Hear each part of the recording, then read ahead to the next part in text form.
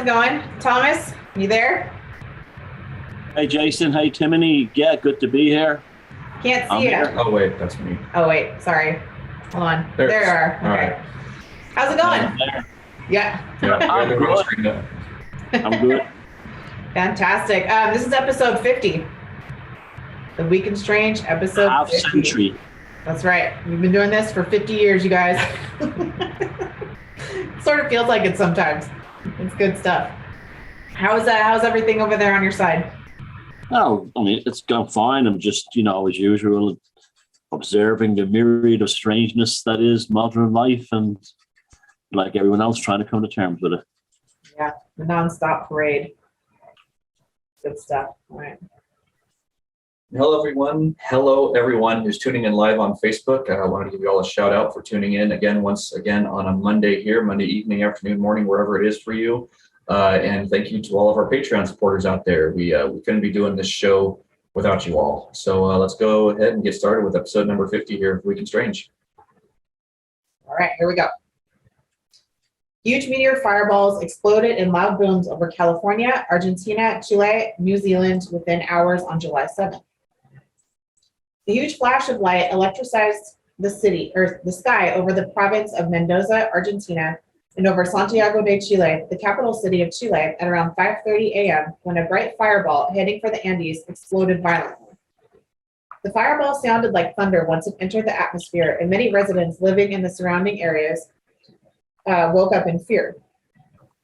On the same day, but during the afternoon, many New Zealanders across the North Island have reported rumbling, crackling sounds, a fireball, and a huge flash of light streaking across the sky. Local media outlets and social media were flooded with reports and queries about the sight, with some witnesses describing rumbles, bangs, a crackling sound in their ears, hair standing on end, rattling windows, or a streak or explosion of light followed by a smoke trail. Another very slow-moving and impressive meteor disintegrated over a large swath of Mexico, Arizona, and California on July 7th at around 8:50 p.m. UTC. Slow as if it was space junk, but I doubt that it was. The Alpha Capricornids are active from July 7th through August 15th, with a plateau-like maximum centered on July 31st. This shower is not very strong and rarely produces in excess of five shower members per hour. What is notable about this shower is the number of bright fireballs produced during its activity period. This shower is seen equally well on either side of the equator. So keep your eyes up to the sky and you may be in luck. There was one thing that jumped out there right away, a slow-moving meteorite. Go ahead, Jason. Yeah, that's what's interesting about it, is like the space junk thing that they're saying, almost like that. And with everything that we've been talking about here recently, we've got another story coming up. I won't get too into it, but Chelyabinsk. We've got something about that coming up here in a little bit. But this immediately reminded me of that, how we had something enter into Earth's orbit, or came and hit down on Earth back, was that like 2013, 2015, somewhere there with Chelyabinsk. But this is another real strange one, the fact that this was seen all over the place. And usually these meteor showers don't create fireballs. I mean, they're usually just like shooting star type phenomena in the sky. And this one seems to be a little more like something a little more massive. Like back in January, we were out for a walk, and there was a huge loud explosion in the sky, and we saw something that looked like it probably hit the ground here a number of miles away. And then that happened again a couple of hours later. This was back early January, and the media said something about that there had been a pipe bomb that had gone off, or that the police department had detonated a pipe bomb. But it's like, no, we saw a fireball in the sky. And but this reminds me of that a little bit, that we're just having more and more of these bigger or more dramatic celestial bodies, whatever, coming into our atmosphere and breaking up. And the fact that it's moving slowly, I'm not sure what that means, if there's something slowing down deliberately. But interesting nonetheless. It's also very localized, the southern hemisphere. So it sounds like something smashed up in the atmosphere, and it was made of different things. Some things hit down fast and some things came down slow. I don't know. I wonder if that these space wars, I also work these space wars between the US and Russia if they've already kicked off, but they're not like telling us. Yeah, and that goes on to what we were talking about with the Space Force last week. They're a ground-based operations. They have ground-based operations units, and part of it is defense of satellites and probably offensive moves too. So wouldn't surprise me if something like that occurred and they were shooting down or taking out of orbit some of the opposing satellites. So that could very well be a thing. I mean, the space weapons warfare or whatever it is, SPAWAR down there in San Diego. I used to be stationed right next to it. I was at MCRD, Marine Corps Recruit Depot, San Diego for a number of years, and it was always cool going over to SPAWAR whenever we'd be there for a change of command ceremony or something. But that kind of came back from, that was kind of an offshoot, I think, of Reagan's Star Wars program from the 80s, where there's still got to be satellite defense stuff up there because we do have a tremendous amount of infrastructure that the United States relies upon that needs to have some sort of military protection, especially if there are other nations out there who don't have our best interest at heart. So it could be something like that, and I think that actually might be very likely, just with the way things have been going and with the way the Space Force has been here in the last few years, just exponentially grown, where they're really bumping up their numbers. All the people that are, for the most part, all the people on active duty in the Space Force are airmen, so they've come over from the Air Force. They have a new name tape on the side of their uniform that says United States Space Force, and they've got different bases now that they're all stationed at. But yeah, it's a lot of airmen, enlisted and officers, and there are cadets going through Space Force Space Force OCS, Officer Candidate School, and then there's a training base at, I think it's at Joint Base Vandenberg there on the Central California coast. So they're bumping up their numbers. And I know in the comments last week on the show, a number of people thought like it was kind of a farcical thing, like Steve Carell's Space Force. It's like, no, it's actually a real branch of the military, and they're not up in space fighting. They're a ground-based. Yet. Yeah, right. Yet. They're in training. Yeah, but their primary mission objective right now is defending the infrastructure that's up there, all the GPS satellites, all the communications satellites, and who knows what if there are other. I know there were Cold War era kind of ICBM style satellites up there. Or at least there are movies made about those, where the CCP, not the CCP, the USSR, maybe I'm Same thing. Yeah, same thing. The Soviets had their own missile defense systems up there, and perhaps so maybe we're looking at something like that with this. Maybe the Space Force did shoot something down, and you're saying the thing about it being localized over the southern hemisphere. Perhaps that has something to do with something which geosynchronously locked into orbit, and they all got shot down there. So yeah, I can't talk to you currently.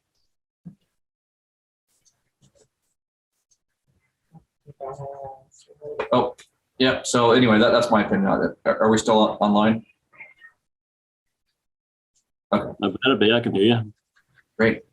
Yeah, that's my opinion of it. It probably could be something shot down, or it could have been, just meteors. But either way, it's a cool story. Cool. All right. So enthusiastic. Okay. Bring it back down. There's only so many ways you can sell a meteor, Yeah. No, it's cool stuff though. Yeah. Okay. Chupacabra kills man in Honduras. In a bizarre story out of Honduras, the strange death of a farmer in a small village has left residents wondering if he could have fallen victim to the infamous chupacabra.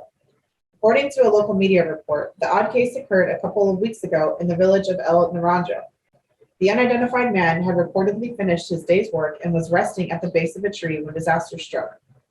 Witnesses say that the workers' proverbial dogs were barking, and so he made what appears to have been the fatal mistake of taking his boots off during the break. Unfortunately for the man, a creature of some kind quickly emerged from a nearby hole and bit into the heel of his foot. Chillingly, when the farmer's body was discovered later that night, it had been drained of all of his blood. As one might imagine, the vampiric nature of the man's death has given rise to rumors that he was, in fact, killed by the notorious blood-sucking chupacabra.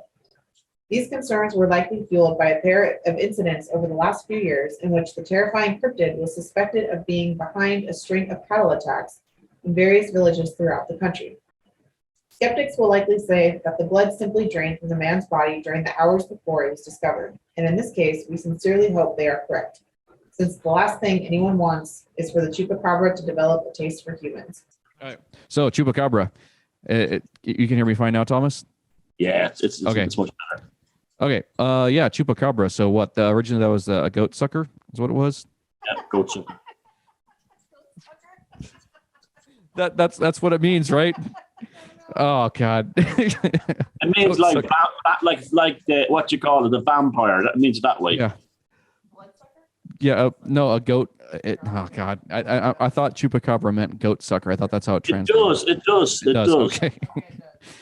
But yeah, originally is that in Mexican Central American folklore? I want to say that some sort of cryptid. So again, I'm wondering if this is like we do with our other cryptids, if this is some sort of interdimensional entity that pops through into this reality, and then right now might be coming back again, and perhaps it's out there no longer feeding on just goats, but going and feeding off of people. But again, this is an article off of Coast to Coast AM, so they get quite a bit of information out there. They're going out and doing they get all kinds of firsthand reports that people send in to them. But yeah, some of these I would be curious about it. Is this something actual, or is this something more of an interdimensional being? Yeah, well, chupacabra thing was really big when it took off in the 90s. I think there was used to be a show called Sightings on Fox, and they were the first ones to really hype it up. A great TV show as well. It was like a paranormal. It was like Unsolved Mysteries, Fox's version of that. But they had great like paranormal stories, and that was when they really hyped it up. And it does mean goat sucker, and it came to prominence. Now, here's one that's kind of interesting from the paranormal thing. It came to prominence the same time that there was a huge flare-up in cattle mutilations in America. And, the cattle mutilation thing, the same phenomenon. The goats or the livestock that were found, that chupacabra preyed upon, had the same things that this ones in America. The blood was all gone. The blood had been drained out of the thing, and no one could really understand it. So it's definitely tied into that phenomenon. So therefore, it is in the UFO field as well, just by association with the kind of like the mutilation of farm animals. But it was a huge deal, and I remember talking to some Mexican people back in the day, and they said they'd never heard of it until it wasn't a folklore thing they'd grown up with. So like the cattle mutilations, it seems to be a modern phenomena. So so I'd be more inclined to think that it's more of a spiritual experience than an actual strange animal, and it's definitely connected to the UFO thing. Yeah, I know this article just came out, and I'm curious if we've talked about CERN here recently, and if any extinct species. I think that was Timone's theory that we might be seeing extinct species come back, kind of like a reverse Mandela effect thing. I've kind of felt like with the CERN thing, it almost feels like we are shifted back onto if this is a timeline thing, almost as if we were shifted back onto a previous timeline. And for me, that timeline feels like one that I personally was on around 2006, 2007. I know I've talked a lot about that time frame personally. I've been having synchronicities from that time frame show up in my life for the last year, but in particular, since CERN fired up last week, I've kind of felt like a return to that little bit of emotional psychic space for me of that time period. I've been very nostalgic for music that I listened to in that era, for people that I knew then, and just kind of the way my life was then. Like I was just talking about, we should go get some Jarum Blacks, the clove cigarettes, and I was like, 20-year-old Jason hanging out with his girlfriend at the time, and it's like that was something we would do was go down to the beach and smoke Jarum Black clove cigarettes. And I was saying that we should go get some of those the other day. So it's like little things like that, little instances of stuff from that era popped back into my life again. Nostalgia for that time period. So I do wonder if CERN or whomever the powers that be are shifting the timelines either deliberately or unintentionally. If that's the case here. It's funny, like a lot of people, some of the people I was with at the weekend who haven't been in the best of form or mood in the last year or so, since the lockdown things, we're all in very good form and very good mood last weekend. It was almost like they were just feeling very relieved or something. And it seems to have come out of nowhere. So, and I've noticed there's a kind of darkness that was there has kind of passed. I think there's a lot more people on meetings, even though you're hearing a lot of bad news and everything. It's like a lot more people seem to be relaxed or something. Almost if we did move back to a different timeline. I love that. I love Timothy's theory about the extinct animals coming back. I think that's definitely one, or even unknown animals. That's definitely one to watch out for. You know, it was really interesting. I was driving Escher to his piano lesson last week, and on the way over there, you know how kids are, they just whatever pops into their head, they just say it. And he was like, "Mom," he's like, "dinosaurs were a real thing, right?" And I was like, "Yeah, dude, totally." And he's like, "Well, do you think that they might come back?" And I was like, "Oh, fuck." I hadn't thought about it like that. I hadn't thought about that since CERN popped back off. But oh god, like, last thing we need is fucking T-Rexes and Velociraptors running around. I got into trouble last weekend with someone sending their son to piano lessons, and I said something I shouldn't have said. It's funny as fuck, but I shouldn't have said it. And I don't mean any reflection on what's going on in your life or anything. But he said, how do you, my friend said, how do you feel about my son taking piano lessons? I just, well, must make sure you vet the piano teacher.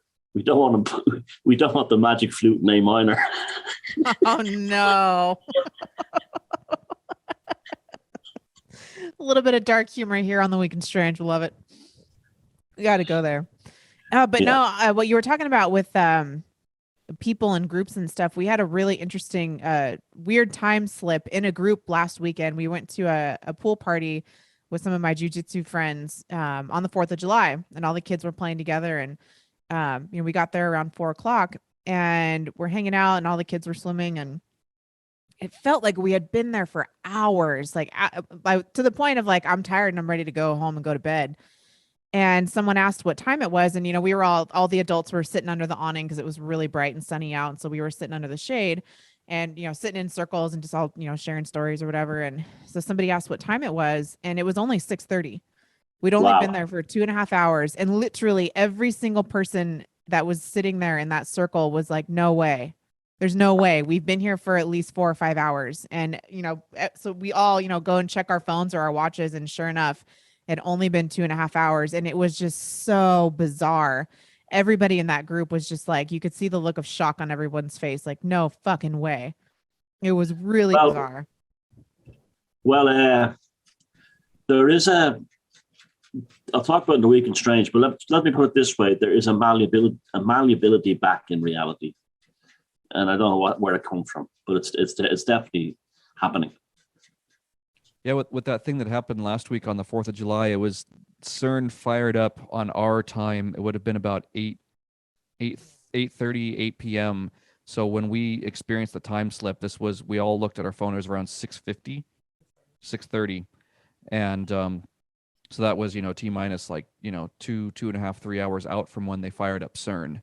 But I just remember it's like, oh, the sun is still pretty high, the sun was getting low on the horizon and everything. I'm like, it's got to be close to 9. But no, it was not even 7 yet, and it was, they say time will typically go by quickly when you're having a good time, and everybody's having a great time. But there's the strangest thing. It's like all the conversations. Like, no, I've had a lot of conversations with people, as if it could have been like 6 hours of conversations. I was wiped out, and it was the strangest thing. So that was just a couple hours out from when CERN got fired up, or maybe they already had fired it up or something. Just shows you that time is totally subjective. Yeah. It's the clock speed. It's totally affected by the clock speed in our brains. Yeah, I mean, and if what they're doing over there is affecting time, and we've talked about the baseball effect, time can run backwards.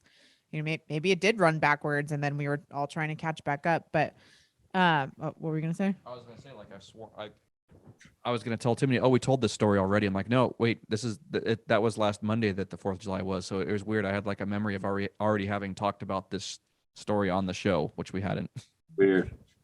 Yeah, another really weird thing.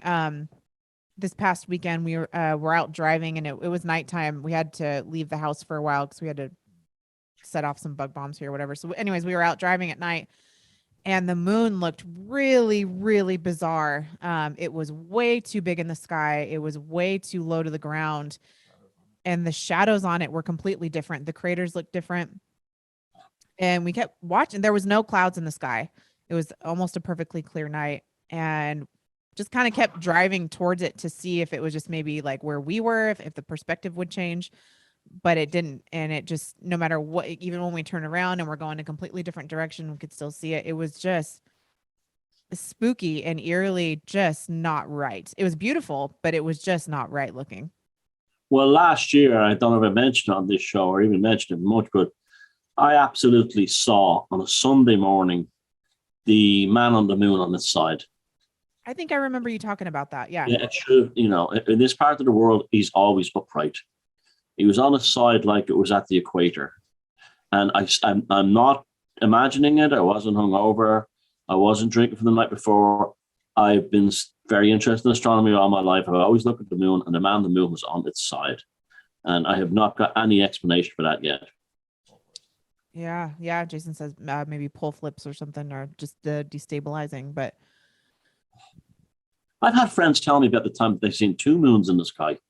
In daytime, they would see two moons. And I said, what are you on about? And says, yeah. I was like, you know, sometimes you see the moon that's in the sky at daytime. And it says, yeah. Well, one time I saw the moon twice in two different parts of the sky. Now, there's a weird one for you. I've never seen that one. Wow, that's intense.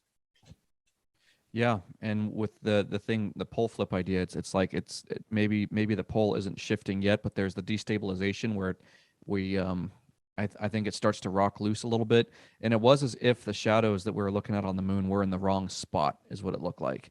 Like the face on the moon was kind of in the wrong spot, and they were a lot sharper than they should be, as if the moon were closer or being magnified by the atmosphere somehow. Like everything looked incredibly sharp. And yeah, we weren't drinking or anything, hadn't been drinking. You know that phenomenon when the moon is much bigger when it's close to the horizon. No, you know, yeah, it's always much bigger when it rises or when it rises. You know, science cannot explain that. Right. When I was growing up, they said it was refraction caused by the curvature of the Earth's atmosphere, like a kind of a lens effect. But that makes no sense because it'd be the same in the sky. They have never ever been able to explain why the moon, when it rises, is much, and sometimes significantly larger, like 10%, 15% larger, than it is when it gets up into the sky. Yeah, this was several hours after the sun had gone down already. It was after mid, yeah, and then out on the drivers, it had been after midnight, so it wasn't close to the horizon. It was weird. So it was an anomaly. And then the last few days, the moon is just a peculiar thing. Yeah, it is a big mystery. It's the only one that stays geosynchronous. Oh, fuck, I can't say that word. Geosynchronistically locked, right? Like where the face is always tide locked. Tide locked. Thank you. And it's the only, and our moon is way too big compared to other moons and relative to the planet. Yep. And it perfectly marks out the sun during an eclipse. Right. It perfectly does. Yeah, and the thing about the two moons, I wonder if that is one of those precursors to the pole flip, because if something's in the wrong place at the wrong time, and that's what I've wondered, if there are any amateur astronomers who keep track over time the positions of the constellations versus the fixed constellations, if things have been off here the last couple of years, if things are starting to ascend too quickly or starting to just be in the wrong place at the wrong time. I've been curious about that, just to see if we're moving. And yeah, the fixed constellations will still be there for the most part in the right spot, but the ones that are in a little bit closer, if there's any difference there. So there shouldn't be a difference because they're so far away, but they do drift. I mean, the stars in the sky in ancient Babylonia were a fair bit different, not slightly, but a fair bit different shape than they are, the constellations than they are today. Mm-hmm. Yeah, but anyway, yeah. If you know, with the Chupacabra, with the story, if it is something that once existed or isn't part of a different reality, and now we've shifted over into that reality again, I'm wondering if that's what this is, and if we're going to see more of that, extinct species coming back or other entities. Hold on a second. Why did you bring up Chupacabra? We're talking about the moon now. Because this is the story we're on right now. Well, this is still story number 2. No, for real. We were talking about the moon because we were talking about the story from the other night, but this is still story number 2 with Okay. Jesus, you gave me you frightened the shit out of me just then. Oh yeah, no, I was just rounding it back before we moved on to the next one. I know. Jesus, I was like, where how did we get to this? Yeah. Sorry, Oh, yeah, my 'cause- mistake. My mistake. Because we were talking about Chupacabra, and then we started talking about CERN and timeline shifts, and then timeline shifts, tidal shifts, and Okay. the moon. And I'm, you know, maybe I was having a moment then. Wacky. Good God. so, but yeah, Chupacabra. I'm wondering if it did. If this story is because we're back on a different timeline again, or back on a different reality construct. I'd be curious if Mandela effect residue that people go and keep note of. I wonder if those have shifted at all. Yeah. I noticed that they're making a Shazam movie, and they talked about the Shazam franchise at the movie theater. So it's like franchise. So they do know. That movie was real. I remember some DVDs Yeah. and everything for it. And they said And Shazam it was that dude off the Cosby Show spin-off. Yeah, funny guy too as well. He was a good comedian. He was a good stand-up, and he was definitely in that movie. I remember that like it was yesterday. Me too. I used to watch that on the old school Disney Channel, like every month or something. They'd play it all the time, and I'd watched it with my brother and sister many, many, many times. That was just like a part of our childhood growing up. That was one of the movies we watched. But yet the way they've tried to debunk it is say, oh, it's false memory or you're remembering somebody else. No, it was Sinbad from that TV show. Yep. A Different World, I think it was called. And he was definitely on his way up then again, Hollywood deals, and he was in that movie Sinbad. God, I want to interview Sinbad and see what he says. I saw an interview with him, and he said he didn't do it. What? But we're probably hearing him in this timeline. You understand? Yeah. The version of him now in this timeline didn't do it. The other dude on the other version of Sinbad on the other timeline, I remember, like Sinbad, didn't he played a kind of a magical individual, like it. So you know, maybe there was a kind of chaos magic thing kicked in and made that Mandela effect happen. You know, because of I don't know, you know, the magic that's in the Sinbad film. You know. Yeah, it's so bizarre. Well, it makes sense though if it is a different timeline version of him.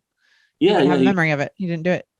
No, he said he didn't do the film, but he said he was fascinated by the thing. He said it was actually quite an interesting thing. He said it's just amazing. He goes, it has to be something going on here, and he says him and his wife had went through every single connotation of possibly what people had thought and why, and he even said like maybe there really are other dimensions.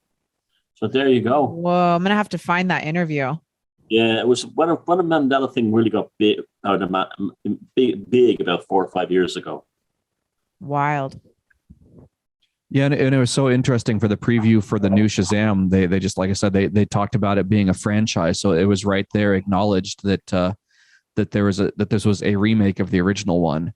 So I'd just be curious to see if that interview still exists with Sinbad, and if some of these other Mandela effects have shifted again.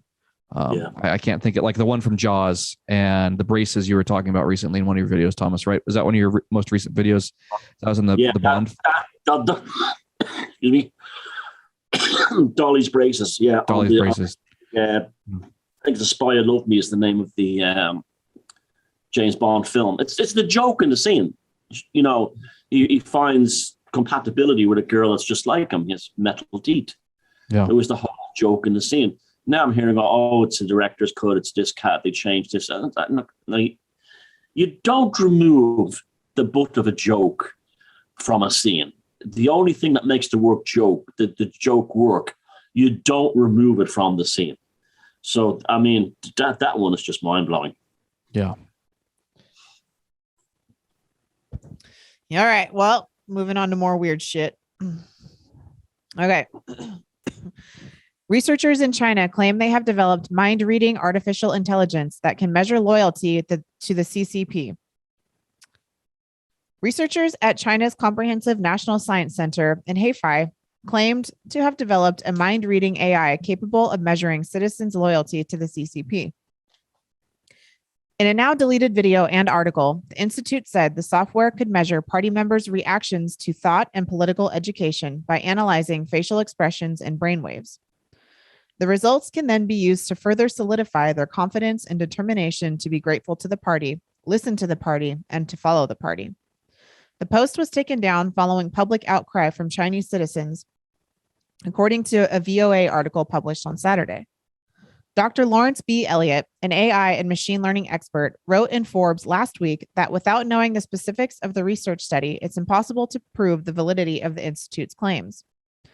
This is certainly not the first time that a brainwave scan capability was used on human subjects in a research effort, he said. That being said, using them to gauge loyalty to the CCP is not something you would find much focus on. When such AI is used for government control, a red line has been crossed.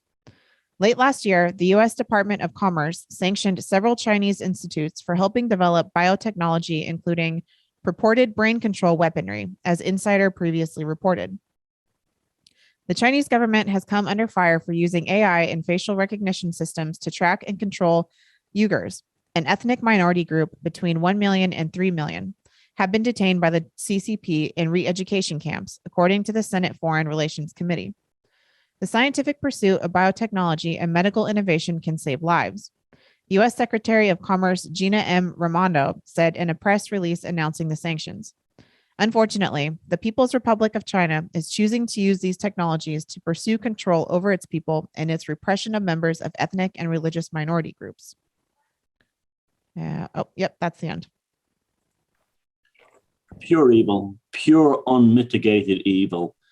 I could definitely believe it's true. I mean, with that bunch, you know, and I have to laugh, getting a bit conspiratorial here, at the oligarchs from the West going, you know, that they would use it too in a minute.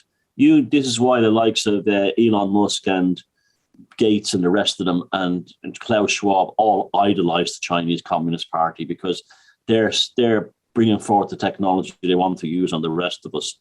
It's just like the fact that you have to show your gratitude to the party is just astounding to me. It's one of those things that shows like that Western people are different than other people, and that we do value freedom greatly. And that's why our oligarchs hate us. They absolutely hate us for that reason, because they don't like our individuality and stuff like that. And this is a very disturbing thing if there's any truth to it, and if it works, it's extremely disturbing. Yeah, that's really creepy, especially like the way that some of these big tech platforms are already starting to implement things like this. Like I noticed, I really can't stand Reddit, but Reddit has that thing that's like a social credit score built into it with their karma, and how you can only comment so frequently. They've got so many, like the red tape in Facebook is pretty bad, but the red tape to get through in Reddit is even worse. So it's like there are already a number of things like this, and I want to say that's another one that's based out of China or based from the CCP. But in any event, it's like all of the big tech companies are moving in this direction anyway. When we're at the movies, there's a thing from Amazon, a preview or an ad that was telling people to not talk, to not text, and to do all these things. And it was very like a social conditioning kind of thing. I'm like, well, fuck you. We're going to do whatever we want in the movie theater. It was just the really strangest thing about, yeah, it was really condescending is what Timothy was just saying. Like it wasn't like a typical, like, hey, be kind, turn your phone off. Like everybody here in the US has been to the movies, and like in the last, 10, 15 years, there's like, make sure to turn off the ringer on your cell phone. No texting, chatting, blah, blah, blah. And it's like, okay, yeah, whatever. Oh yeah, thanks for reminding me to turn my phone off. But this one was so targeted towards the individual, and it was super condescending. Yeah, and it said weird shit too. Like one of the things it said was, make sure to keep your clothes on. Like no necking and no kissing, and be sure to keep your clothes on. And it was like I was like waiting for the punchline. Like, okay, they're gonna do something silly. They didn't. It was dead serious, and it was several minutes long. Usually it's just a quick little like, be sure to silence your cell phones, enjoy the show, and then it's over. This thing went on for several minutes, like probably 2 or 3 minutes. And it just said some of the weird, I was like, I swear to God, I thought it had to have been a joke, but it was not. And then, and then at the very end, please enjoy the show. Yeah. Oh yeah. It was an Amazon ad. Yeah. Amazon sponsored, whatever. So much of the demolition of privacy is wrapped up in all this AI thing. The whole thing is to know everything we're doing and not allow us to do anything we want. It's just It's just incredible. Now, of course, like having a speaker when you're on the cinema is an incredibly rude thing to do. Of course. But they use that as the stage to actually go and demolish your privacy after that. Yeah, it was just the creepiest, weirdest ad I've ever seen in a movie theater. And that was the first time I've seen it. And I've been to the movie theater probably pretty frequently this year. That's kind of a thing I take my kid to go do. You know, there's a movie he wants to go see. I'll take him to see it. So every couple of months, I feel like for the past maybe 2 or 3 months, I've gone to the movie theater, seen kids movies, adults movies, whatever. Never seen that one before.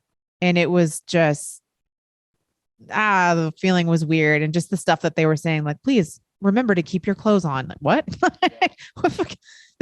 What kind of movie are we at? Yeah, and it said something too, like, we know a lot of you have been struggling over the last few years to reacclimate into society. It was just like a total dig. And there wasn't like, you know, like typically there's like humor that goes along with it. This was patronizing. Is that the right term? It was patronizing. And it went on. A bunch of animals now. Yeah. So it wasn't done in a friendly, it was, I remember straight up saying that's some CCP propaganda right there. I said that like aloud right after it. I'm like, wow, we already have that here. So it's just strange. 'Cause again, we're talking about big tech companies and AI. So it's like Amazon and all this stuff. It's like, I think, again, in my opinion, we're going on a little off a tangent here, but the whole lockdown and everything, I think, was just designed to have this AI and to have all this tech stuff be in place. I think that was the whole point of all of it, is to get people accustomed to meeting on Zoom and to the social credit score. And then this AI Kill socializing. Yeah, or the only socializing can be done in virtual world in ways that, like with the Reddit type of thing, where there's a social credit score, where if you say the wrong thing, like, you know, you can't associate with that person anymore. There's digital pariahs now. Guinness, the beer company, they're running an ad here for a new product called Nitro. And it's a little kind of adapter you put on top of the Guinness can. So it pours out a perfectly pulled pint of stout, like you get in a pub. And he holds the beer up and he goes, the new pub is at home. And it's so sinister. Yeah, they would like that. I know, like the thing with, I mean, we did it for a little bit, the virtual pub, but people were doing virtual happy hours and stuff back when the whole lockdown thing began. It's pitiful, but I think that was the whole point. Now that this story that T just read with the this AI that can predict loyalty, or that can gauge loyalty, and the way that that patent on the neural net stuff works, where like I think, Thomas, you were talking about last week or the week before about thinking about something and then having it show up. It's like I've had a number of things like that. Yeah. That was you? I definitely didn't talk to anybody about it. I didn't talk to anybody in the shop. I didn't talk to anybody. I'd seen this rechargeable battery radio that looked fantastic. It was really inexpensive. It was made by a good maker, and I was thinking to myself, and I didn't talk to anyone. I just looked at it, and in my head I went, "I'll go home and Google this just to see if it's not a good product. If it is a piece of shit." And I went home and I put in. The company that makes the radio is Makita, who make power tools, right? And I typed into the search engine, Makita, it could have said drill, bandsaw, circular saw, jigsaw. Makita industrial radio. It completed what I wanted, even though Makita make endless products. It completed on the type engine. As soon as I finished Makita, it went industrial radio. That's interestingly synchronistic too. Do you remember me talking to Rhett about that on the day before the 4th of July? He's got one of these. Our friend Rhett, it's the Makita, the yellow one, right? That's industrial. It has like the batteries that you can put on the back of it. My one is white, but it's fantastic. Yeah, it's really interesting because I had an experience with one of those that I was talking to somebody about. It's like on the 3rd of July. So that's interesting that you'd say that, because I literally was talking to this guy about, that's a really cool radio, because the same batteries that you can use on their Makita hand drills and any tools. Wow, that is a synchronicity. That's what that's my emergency backup radio. So we do have the rolling blackouts, which are very likely in the winter. I can use that to still listen. I have 18 hours of radio. I can still listen to the classical station and stuff like that. And that was the main reason I bought it, so I still have music. But and it was also only €70, which was a bargain. But wow, that's maybe there's more to that radio that meets the eye. Yeah. I mean, maybe something is bubbling up from the collective unconscious, where everybody's looking into things like that right now, where it's like, we know, the rolling blackouts, there's talk about it over here too. And not to mention even just the heat wave that most of the middle of the United States is having, with that putting stress on the power grid from all the AC and everything. But yeah, so I wonder if it's a collective unconscious thing that's bubbling up to the surface, Because everybody's got that idea of needing to be able to maintain life without the power grid. So that could be something to that synchronicity there that, it's on everyone's mind right now. Well, I checked on that because I actually looked at what the main searches for Makita are, and it's batteries, and then it was the drill, and then it was a radial saw, a circular saw, and that the radio was way down the list. The fucking thing read my mind somehow. Yeah. So all this AI technology, it's got the ability to go in there. Something similar happened with my friend Aaron a while back. He and his girlfriend Molly were at the beach without their phones, and they were talking about horseshoe crabs, and no phones around them. And then when they got back home, they were on the computer, and they found something about horseshoe crabs was there. So the same kind of thing. This was back in, I think, 2017. So same kind of thing. They didn't have their phones. They didn't have any devices, no Apple Watches, nothing listening to them. And they had a lengthy conversation about horseshoe crabs. And then they got back to the house, and there's something there about horseshoe crabs. So we've got Nail Kearney asking, are you guys taking questions? Is that what you're? Yeah. Are we taking questions? Boxers are brief. I don't know. It depends on the question. Go ahead. All right, Nail, real quick, just type your question in there in the next 30 seconds so we can get this going if there's something before we go on to the next story. We'll just answer this one. Yeah. You know horseshoe crabs, they use their blood as the serum for needlecraft. Well, I think while we wait for that question to come through, Thomas, if you want to do the psychic weather. Yeah, go ahead. Okay. Is it bad? Is it great? Are you happy? Are you irate? The weekend psychic weather.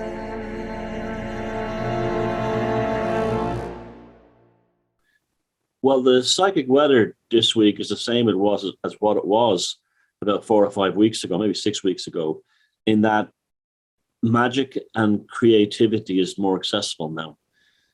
Everyone I know who's actually trying to get something done, it all came for them this week, whether they were waiting on a loan, whether they were waiting on like something, the house they were looking for, anything. It all came to pass this week after a long period of frustration. Anyone who seems to be working in magic seems to be having very good results at the moment. And therefore, any musicians, artists, painters, whatever, creative people will also seem to do good work at the moment.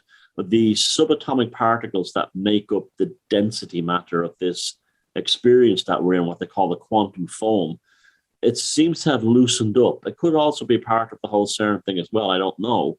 But it seems to have loosened up. And people are very relaxed and creative, and the art is flourishing at the moment, and they seem to be getting what they're after. And that seems to be that intention is carrying with it a power at the moment that it hasn't had for about a month and a half.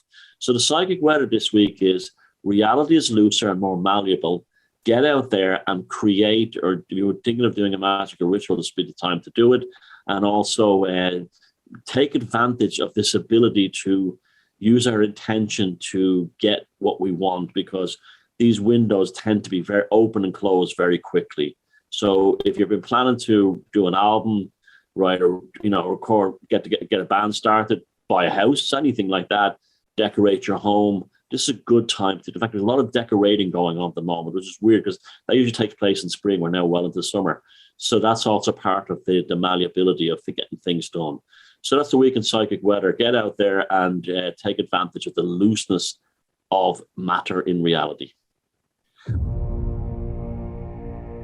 Is it bad? Is it great? Are you happy? Are you irate? The weekend psychic weather.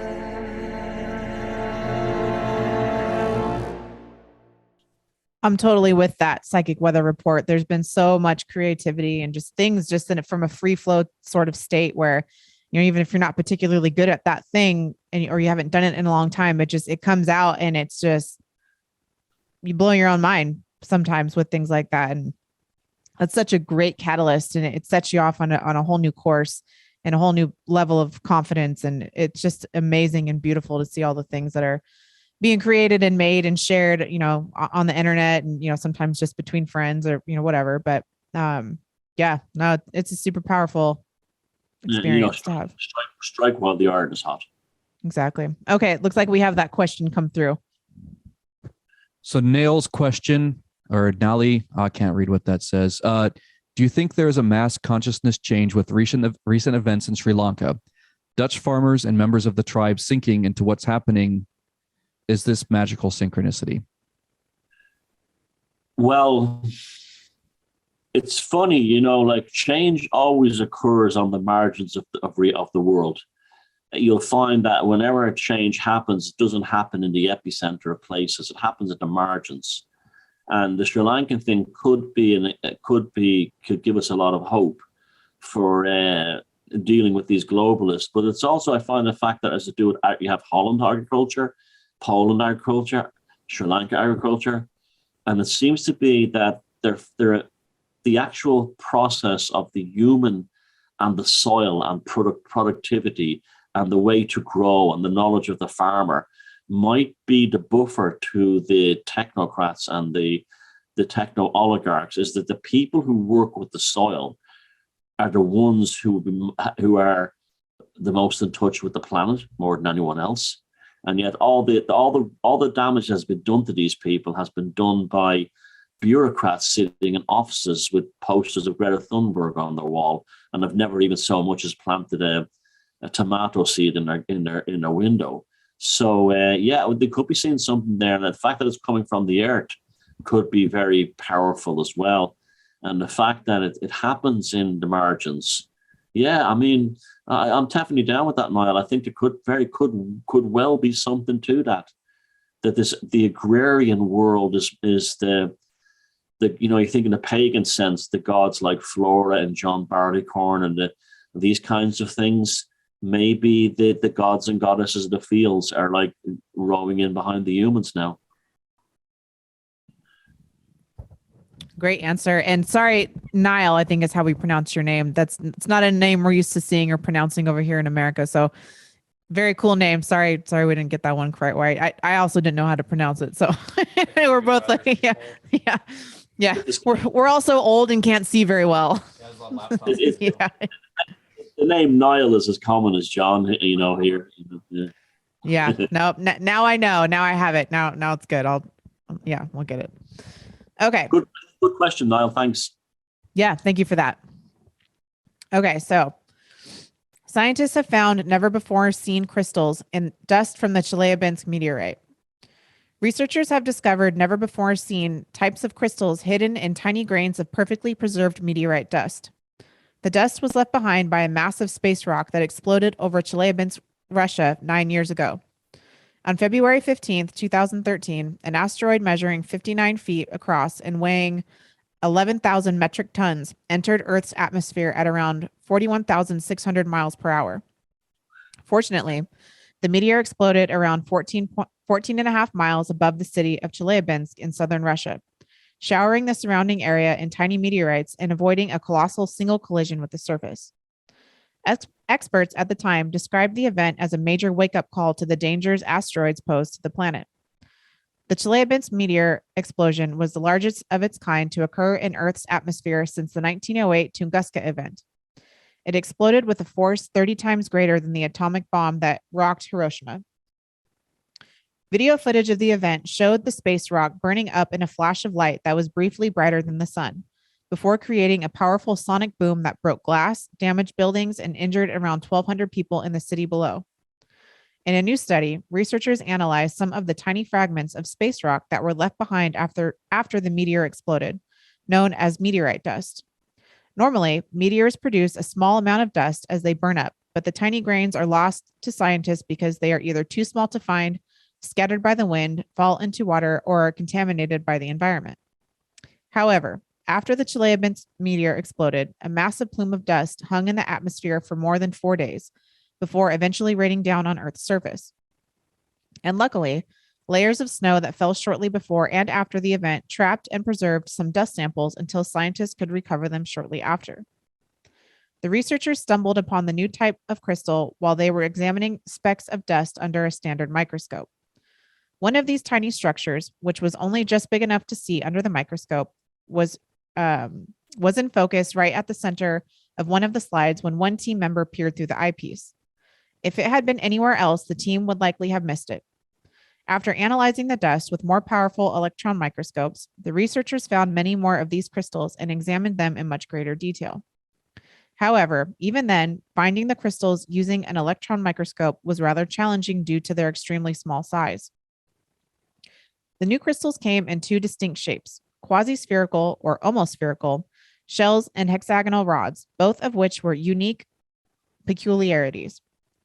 Further analyzing using X-rays revealed that the crystals were made of layers of graphite, a form of carbon made from overlapping sheets of atoms commonly used in pencils, surrounding a central nanocluster at the heart of the crystal. The researchers proposed that the most likely candidates for these nanoclusters are Buckminster C60, a cage-like ball of carbon atoms, or a molecule made from carbon and hydrogen. The team suspects that the crystals formed in the high temperature and high pressure conditions created by the meteor breaking apart, although the exact mechanism is still unclear. In the future, the scientists hope to track down other samples of meteorite dust from other space rocks to see if these crystals are a common byproduct of meteor breakups or if they are unique to the Chelyabinsk meteor explosion. That's pretty cool. Did you see the crystals? They have like circles on the end, like balls, as if they're kind of flexible, like and almost like what you call a universal ball joint. You see that on the corners of the crystal? Very strange. I don't know. This was the biggest meteorite to have hit the Earth since Tunguska, which you don't even know. They're not even sure that's a meteorite anyway. And it got very little news. It was heading for a city, so it could have been a catastrophe. It was broken up in midair. And then a few days later, Putin gets out there and makes a warning and says, we will do anything we can, and we will use every weapon at our disposal in any kind of space war with the West. And that got me thinking, was this thing a weapon that was sent either to send a message, or is it, or is it an actual meteorite, or or the obvious way to like do space wars to find a meteor, grab it, and then fling it at your target?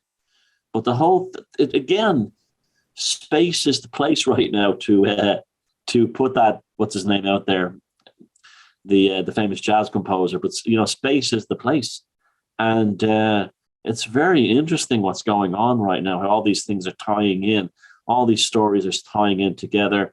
I mean, that should have been the biggest story going, the biggest meteorite since Tunguska, and it broke up and it didn't come down in one piece, but still. It's all very peculiar considering Putin's comments about we're not afraid of anything and we have all the weapons to do all the space battles you'll ever want. Sun Ra, space is the place. Great stuff. I had a good talk with someone on the train earlier on the trip to go film Liber Velocity. We talked about that album quite a bit, but the that asteroid that came down in Chelyabinsk, or however you pronounce it, I think that there was a movie made about it, or it might have been like a mockumentary where one of the pieces that was recovered had a PCB on it, like as if it was something that had been shot down, like a satellite or a bit of technology up there that had been shot down. But yeah, what you're saying about what Putin said, it does make me wonder if that was something of the Russians that got blown out of the sky and brought down onto their own land or something like that. It wouldn't surprise me if we are in some sort of Cold War that's in space right now, where people are shooting things down. So this link between this one and the first story about fireballs, if this is satellites being knocked out, and that's why we have a space force right now, and that's why all the other countries seem to have so much attention. Even Elon Musk, there was an article, like I think it was last week or the week before I found it, about him potentially being contracted to put troops in space to be able to drop them from satellites into areas. So I don't know if something like that's actually in the works, or if they're trying to drop a contract about that. But that seems very dangerous. But also, like, well, if there's talk about that, it's kind of like we're going into a new Cold War again, but in a very strange kind of way. Yeah, David, it's very easy to kill soldiers that came down like that. But that's just a weird one. But yeah, I mean, it's just one more thing of this very strange times we live in. And then there's another part. Let's go one step further. About 5 years ago, I was talking to someone online who's no longer online. I can't find him now. And they were telling me that, are we at war with an alien civilization? And was Uma part of this? And is these saber rattling between the nations really a way of covering up the fact that it's something out there is flinging rocks at us? I mean, all during the Rona lockdown, I was sort of like not waiting, but half waiting for like an asteroid story to be whipped out or something like that. And I still have that feeling in me. I don't know why. So, I mean, we live in a time that's great for guys like us because we can speculate to our heart's content. But I rule out nothing at this point. And I know you guys probably feel similar, but I literally can rule out nothing at this point when it comes to space and asteroids and meteor and aliens and space armies and stuff like that. Yeah, no, I have had a lot of thoughts about that, especially since you've been talking about the meteorite thing or the meteor throughout the Rona lockdowns. If there was something that, they wanted to keep people concentrated into inside and concentrated into the urban areas. I'd made some comment last week. Yeah, Greg Moffat did a thing about that, especially not traveling. Okay. Yeah. And then we posted we talked about the Art Bell call from 1997. I guess that was September 11th, 1997. The interdimensional guy. I want to thank you for that, Jason, because I never knew that the radio broadcast would shut off while he was on the air. Yeah. I never knew that until you found I only ever heard that little clip where it ends. Beep. But I never heard the part where Art Bell comes in and goes, I don't know what happened then, but we've been knocked off the air completely. And then a guy on the phone was waiting to be the next caller, says, no, the station just died. And that to me is what makes that the real smoking gun. And I had no idea that there was a follow-up to that story, that the radio station was knocked off the air. And more than that, it had something to do with their satellite uplink, which I think was out of New Jersey, is what Art was saying.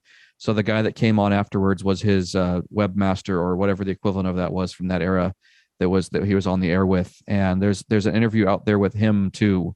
But then this guy Glass, whatever his first name is, something Glass, Daniel Glass or John Glass or something like that.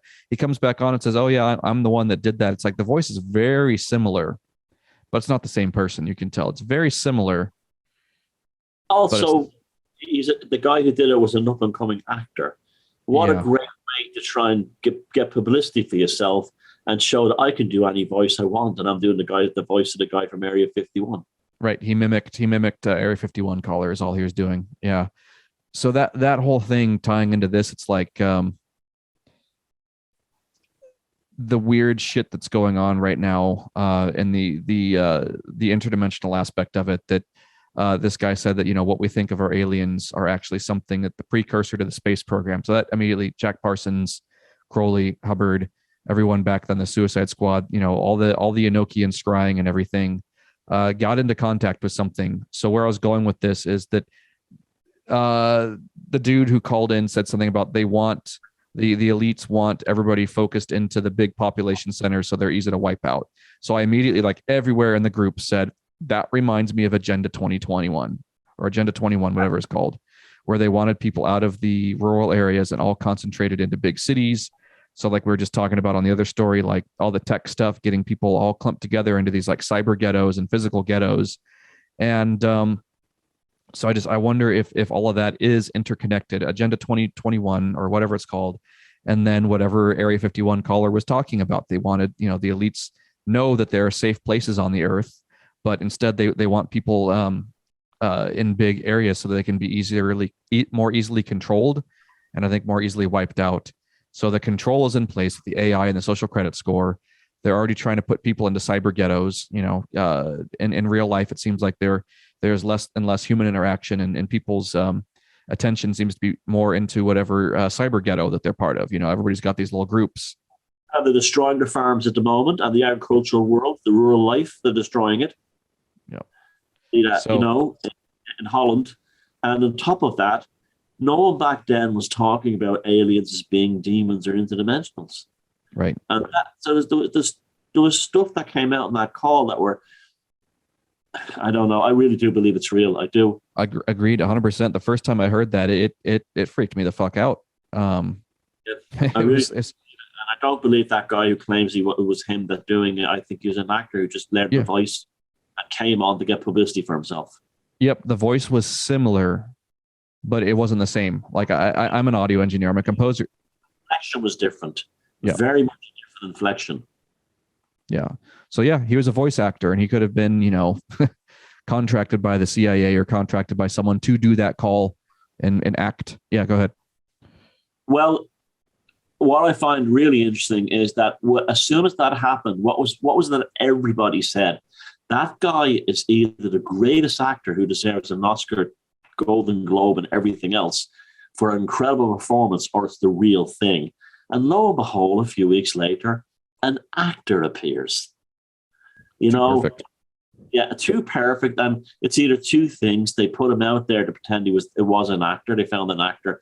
Remember, like in that movie, it's a comedy movie, but do you remember they got your man from the South Park movie, the guy who's the greatest actor in America to actually go and infiltrate Al Qaeda? Well, the same thing. They found the greatest voice actor they could find, and they used them to mimic somebody. Look, the intelligence services do this kind of thing all the time. Someone gets a phone call from their husband, and they think it's their husband. It turns out it's not. It's an actor. The husband's dead or in prison or something. Yeah, or take it even one step further. It's some sort of entity communicating that copied that voice. It heard the 5 minutes of that call and just copied it, and or it's a scumbag actor who heard everyone said, if that's an actor, he deserves an Oscar and a Golden Globe and a Tony and everything else. And then he goes, okay, I'll pretend it's me. Yep, he could have done that. Yeah. But I'm convinced it's real. Yeah, absolutely. And it all ties into what we're talking about here. If this keeping. And then Art Bell didn't say to him, sorry, Jason, Art Bell didn't say to him, oh, so it was you that did the Area 51 voice. Yeah, Art, it was me. I'm sorry about that. I know I got people upset. And it was also you that shut down the radio station. Right. That. Yep. So give me a fucking break. That was a real call. Mm-hmm. And what makes it real is the radio station shut down right after it happened. And it was the weirdest. They disrupted the satellite link. So someone had to have a tremendous amount of technology to be able to knock out the satellite link. Like you can't. It's not like someone just cut the power at Art Bell's. What do they call it? The ranch that he was on. No, back then, if you had a satellite link, it was an extremely expensive phone line that you basically called into a satellite server. I know that sounds silly, but that's actually how it worked. And you rented satellite time, very expensive. Yeah. So somebody was listening and took that out.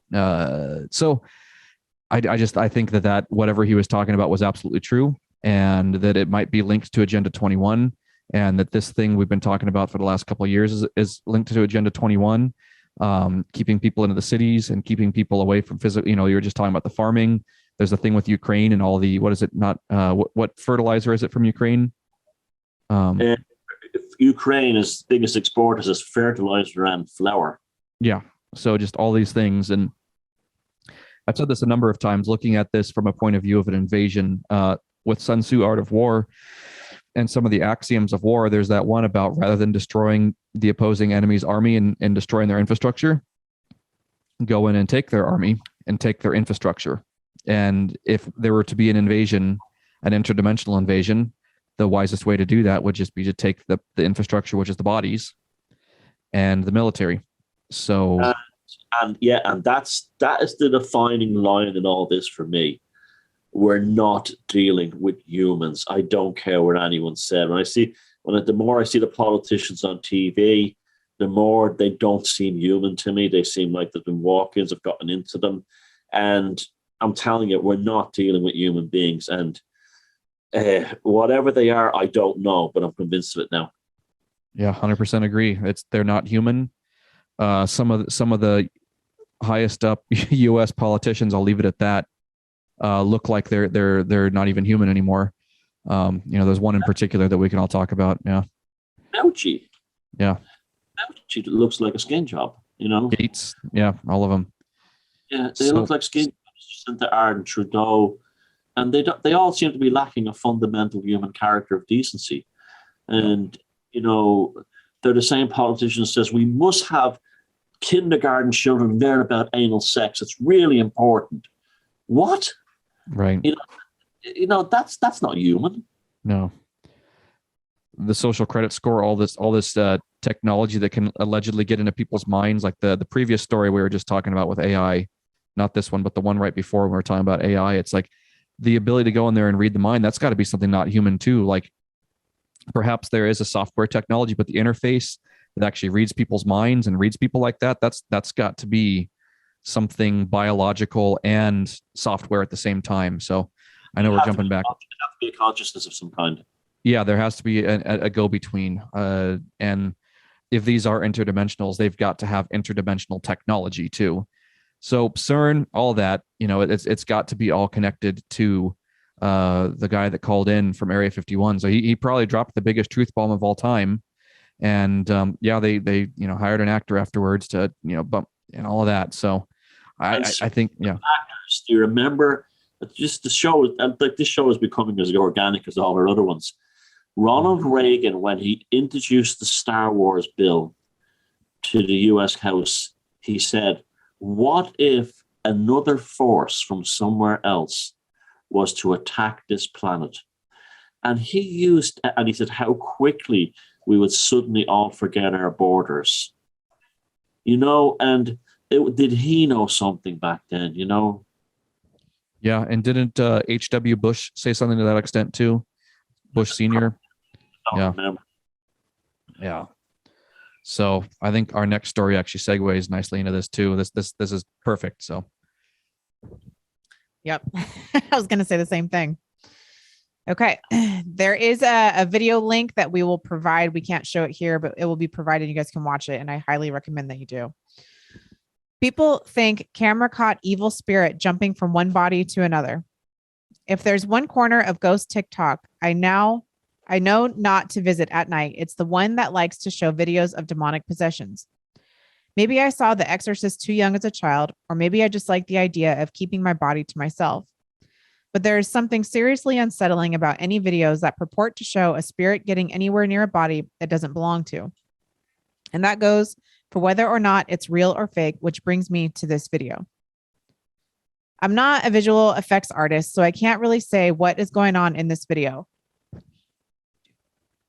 Purportedly, it shows two men walking down the street when a shadowy spirit leaps from one person to another. The freakiest thing about the video, as shown, is the way the figure's gaits change the second the spirit makes its move. The body that was left stopped and looked around, putting a hand to his head as if momentarily confused. Meanwhile, the body that the spirit supposedly traveled into reeled back as if struck, then continued on slowly as if becoming used to a whole new form. In the comment section, viewers were extremely skeptical. Nice edit was a popular refrain. Others were ready with the joke, Apple airdrop, that was just a fart, and the second guy had more money, were particular favorites of mine. After all, it's a lot more comforting to believe that this is just a little game someone was playing with Adobe After Effects than the fact that there could be spirits out there who believe humans are little more than ready containers. Creepy. That's that. If you ever saw a walk-in happen in real life, that's exactly what this video looks like. Whether it's fucking edited or not, it's a perfect visual representation of what could be happening when that stuff goes down. I haven't seen the video. I'm looking forward to seeing it now.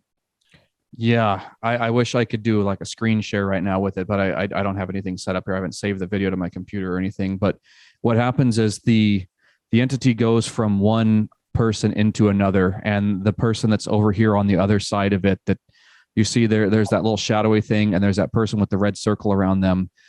There's another person over here on the other side of the screen that you can see as legs over on the right of the screen, and it goes from that person over into the person on the left of the screen, and that person on the left of the screen stumbles a little bit after the entity hops into them.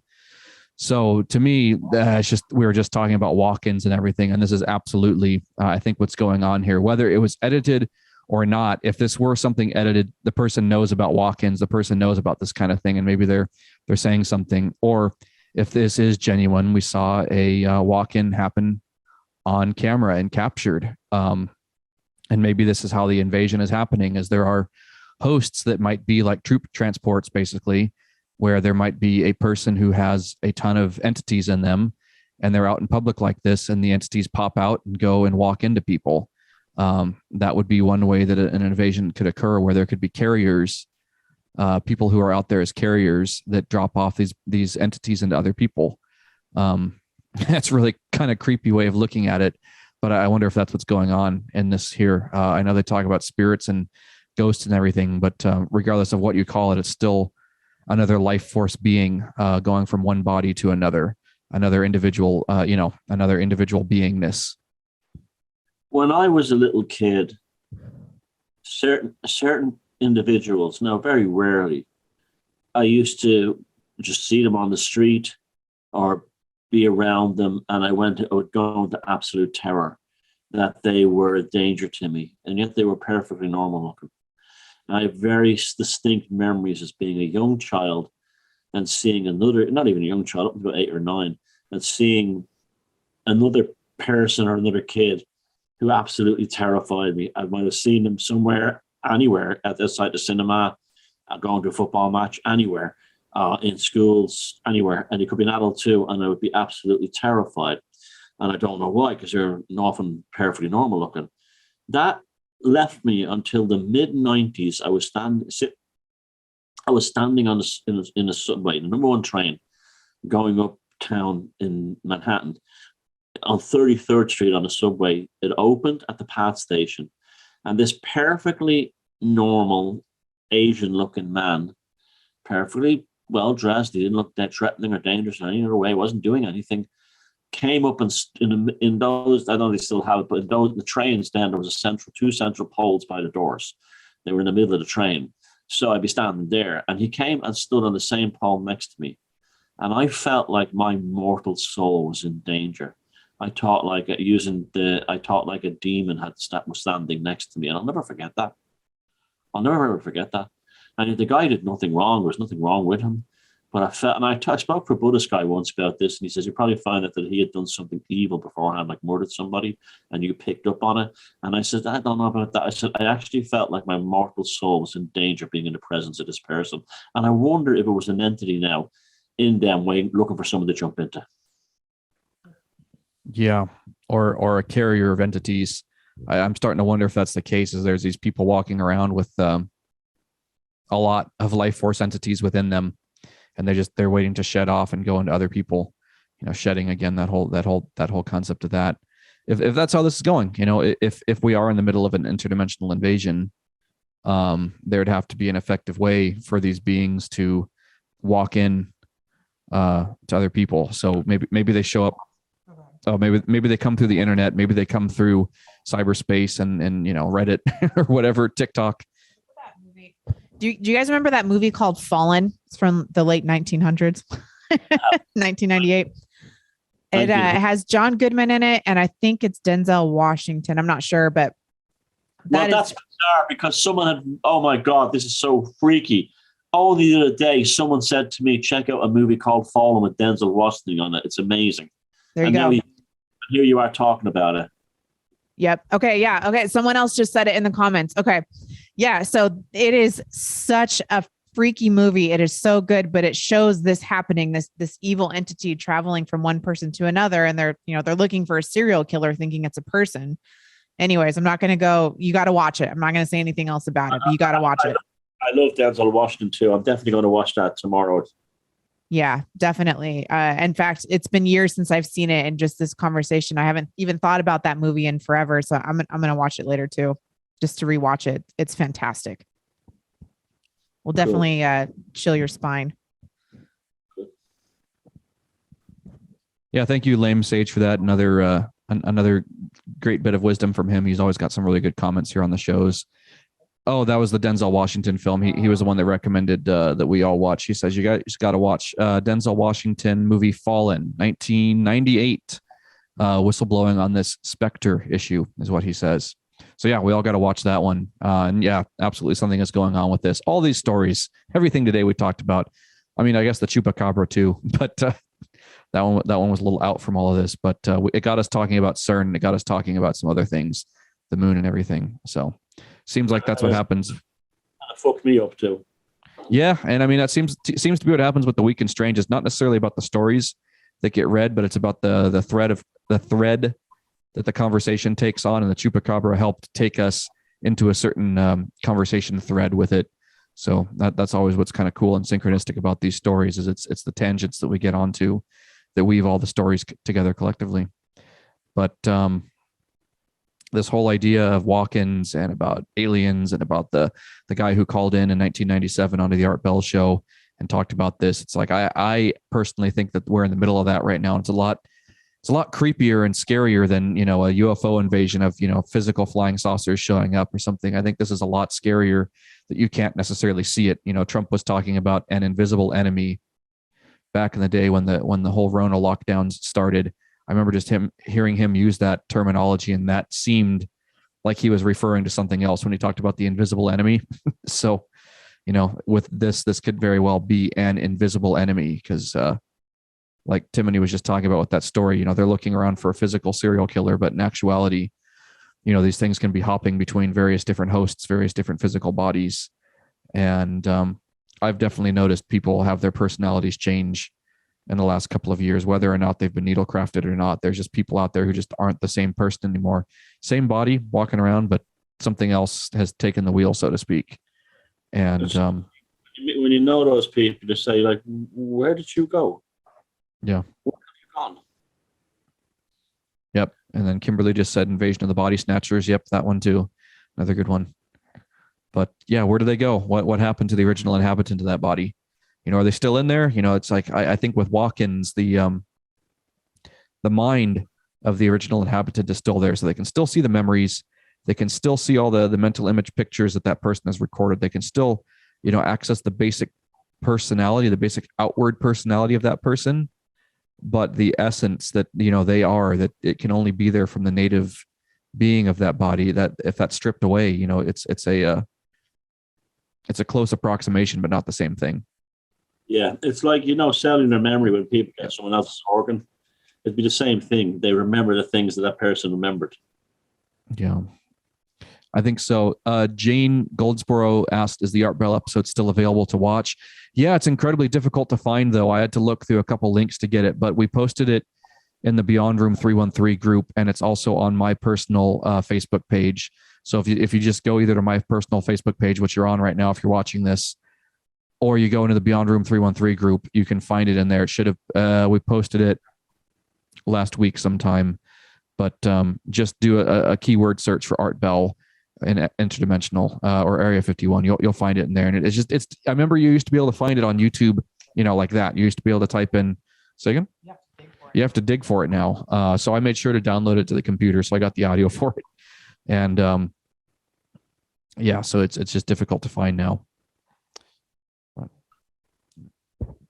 Well, that brings us to a wrap on episode 50. I had a lot of fun tonight. This conversation was off the hook. Yeah, that flew that time. It's great. Yeah, it did. Half century. Wow.